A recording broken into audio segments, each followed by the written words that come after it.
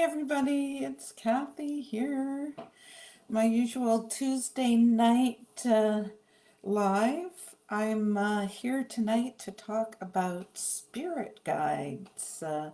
If anybody wants to ask any questions, feel free to do that and let me know what you think they are and if you have any, and what is your understanding about spirit guides. I'd love for you to share with me what your understanding and what your beliefs are around spirit guides.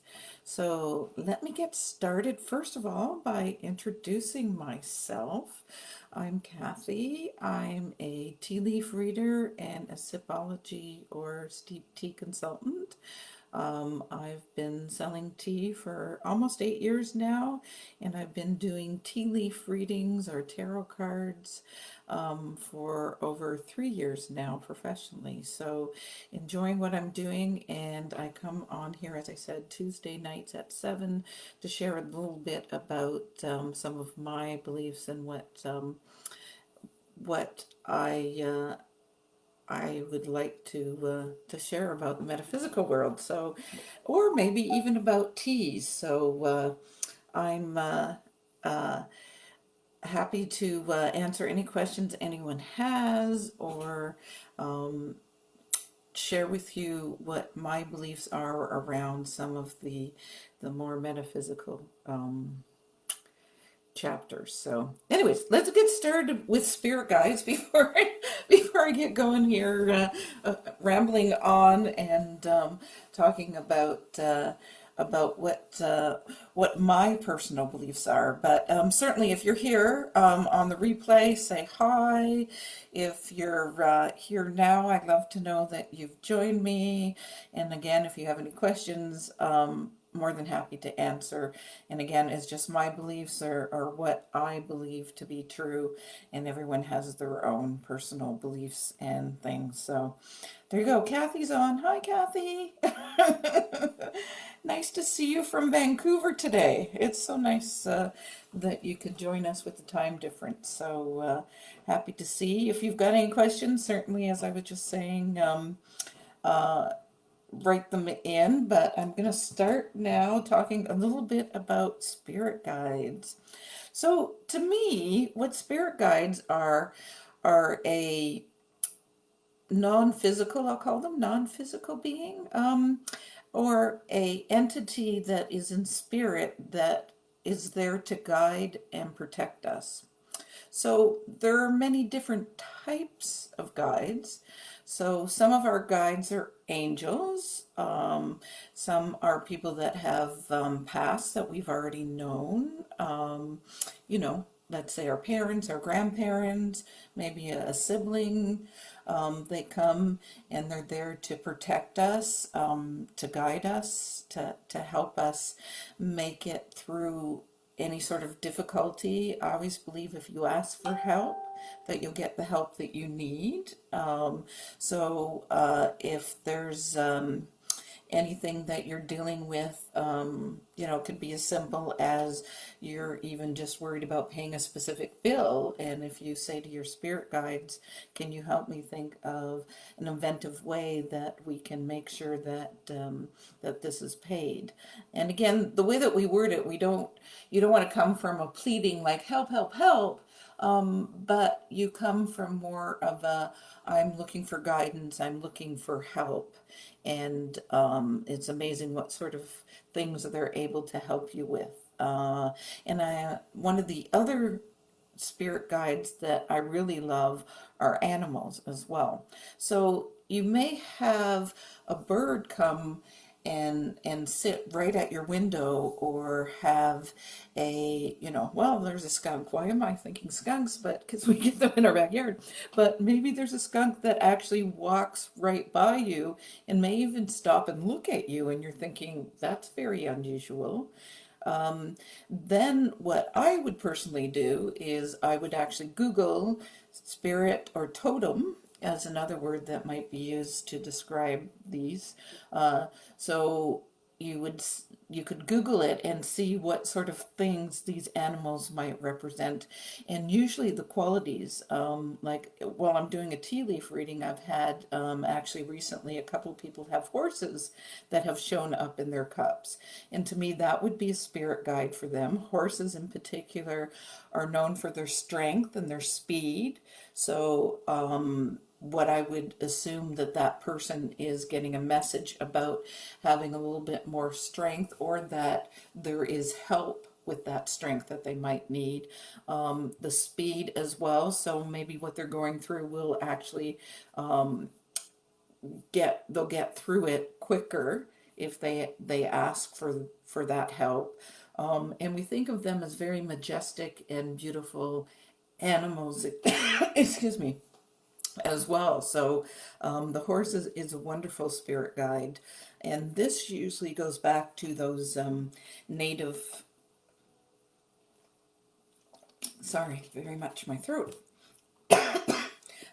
native beliefs as well. A lot of people in the native people have believe very much in animal spirit guides. So it's something that you could always Google and look a little bit more about. I find it very intriguing, especially as I said, when I'm doing my tea leaf readings and an animal will pop up like a fox or a cat. I've had turtles, I've had ducks, I've had horses, as I mentioned, all sorts of wonderful animals. And to me, they're there to help us, to guide us, and to give us whatever strength or things that we need to be at that particular moment.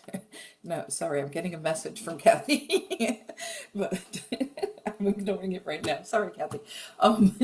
But let me continue my thought about spirit guides. As I said, they as well can be what we call guardian angels. So they're there to help you if you need some strength or help.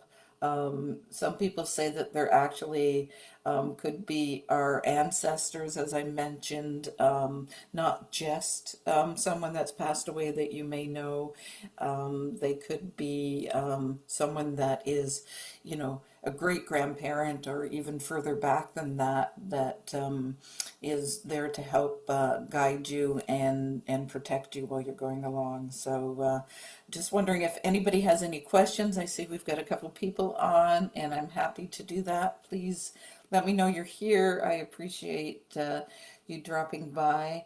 And I pulled up something on Google, and they're talking here about what we call ascended masters. So there are people too that believe some of our guides are people that we may know in history, like Mother Mary and Jesus, as well as other Buddhas and Saint Germain. I don't know a lot about these particular spirits, but it's great to know that there is a great variety of people or entities or spirits, whatever we want to call them, that are available to help us if we're going through a rough time. So I guess the real reason that I wanted to talk about spirit guides was so that people are aware that you're not alone, that when you need help, when you feel like you might need protection, when you feel like you're stuck and unsure to make a decision, there's usually somebody, I say in quotes, sorry, or something that's available to help you with whatever problem you're currently working with. Another good example of what I use my guides for as well is for traffic. I know it might sound silly, but when I'm driving and I know I might be a little bit late, I will ask that I get help from my angels or my guides, and have the traffic flow, and that I will arrive safely. So that's just one small little way that I actually will talk to my guides and ask for help.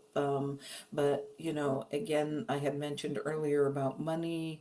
If we're in a specific spot and, we wanted something that we thought, was a little more difficult to get, you know, and even being able to just know that, some people would say a prayer, so maybe they're talking to God. I sometimes believe that we're actually talking to our spirit guides, not just God or that higher being. So to me, they're kind of rolled into one being, so or one energy anyways.